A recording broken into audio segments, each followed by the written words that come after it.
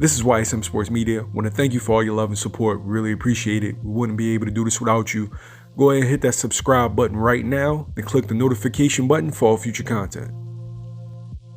Here with Coach G. What's good, Jay? What's going on, baby? I mean, I'm chilling, man. What you got going on today? Waiting for a couple of my fighters to come in, get to work, baby, get to work. That's it. Now, y'all just coming from the Nationals, right? Well, no, I actually didn't have the privilege of going out there. I'm kind of sad. I told him, man, I gotta get me a young dog. My fighters mostly, the youngest fighter I have right now is 18, actually. So maybe, hopefully next year, we're shooting for it next year. But nah, I ain't have the privilege of going down this year. Okay. How many fighters do you have? Man, right now, 4 actually that are really actually looking to compete. 4. Various ages or all around the same age? So I have a 21-year-old, a female who is around 24, 25, a 26-year-old, and then an 18-year-old. Okay. Now, what's the difference between training like an 18-year-old as opposed to like a 26-year-old? Oh my God, questions. Unnecessary, just talking, like, instead of just listening. You know what I'm saying? I thought, like it's always with the 18-year-old, he'll ask a question, you give him an answer. Well, I thought, well, if you thought, you know what I mean, you wouldn't be asking. You know what I'm saying? Like, that's the only thing. Just saying, with anything else, immaturity. You know what I'm saying? Thinking they know everything and don't know nothing. That's it. All right, now, you made a transition because your background's not in boxing. Well, that's the thing. So it is, but it's not. So I was always one of those, be in the gym until the discipline aspect hit there. So it's like, you know, I learned to box. The first time I ever learned to fight, I learned to box. You know, I've always been an orthodox. Like, I feel weird. I'm right-handed, but I feel weird in the southpaw stance. You know what I'm saying? So boxing has always been, you know, my thing. But as you know, I played a lot of basketball. And the thing is with me, cuz, is just that the people I played ball with played at such a high level. I was always, you know, just automatically put in the category with them. Yeah, like, you weren't affiliated with basketball. Yeah, you weren't looked at as a boxer growing up. You were looked at as a ball player. Right, for sure, yeah. But everybody around me knew, like, okay. Oh yeah, I had hands. All right. Yeah. Okay. Now, what do you feel like is the biggest difference between the sports, as far as like the conditioning aspect? Man, basketball is just totally different on the body. So it's ironic because my youngest daughter is starting to want to play. So obviously I've been working out with her and I've been playing a lot more lately. It's just different on the body, man. Now the conditioning part, I can run all day, but afterwards the lower back, the knees, you know, the thighs, the calves, and the jumping, and it's a lot different on the body. But as far as like, you know, every sport is mental, and if you can box, you know what I'm saying, as far as if you can control the mental aspect in boxing, everything else is simple. So with that being said, basketball is very easy for me right now. It's just a little harder on my body. Because everything with boxing is discipline, balance, like everything starts with that from the ground up.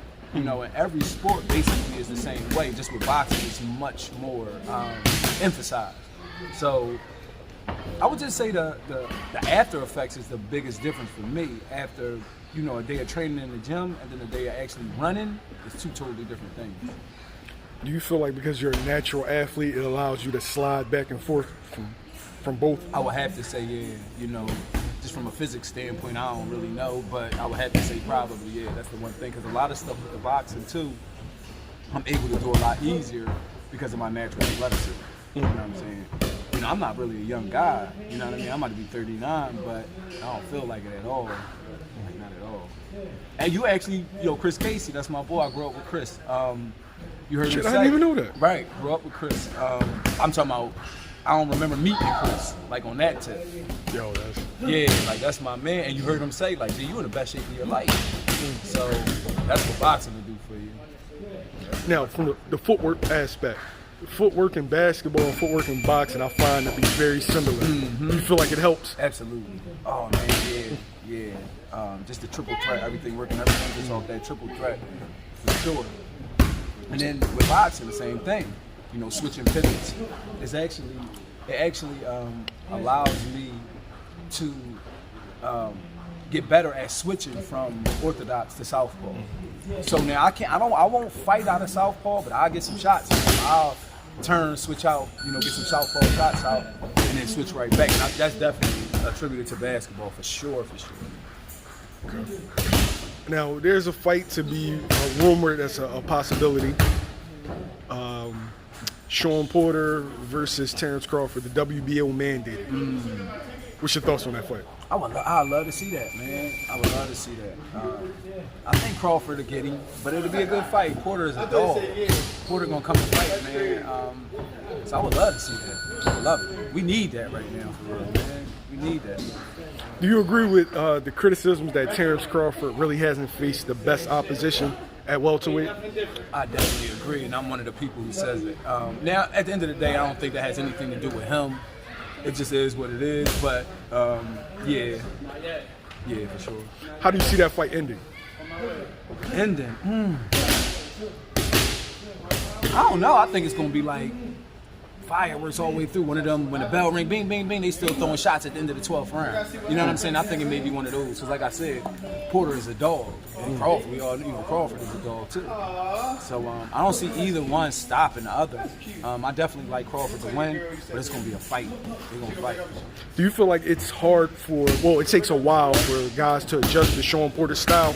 Because, he stays, that in and out stays right in your chest. Yeah, sure. It's like, it's one of those things where I always tell my fighters, we fight our fight. Regardless of what's going on, we always box, the way we box. And with Porter, even though it's ugly, all of his fights look the same, which says, for the most part, he's dictating the action in a lot of these fights. So, obviously, like the facts show, it's hard to adjust. Because like I said, when you're in there with him, it looks like his fight, for the most part. Even with Spence. Spence got the knockdown, which separated him. But outside of that, it was close, man. It was real close. Okay.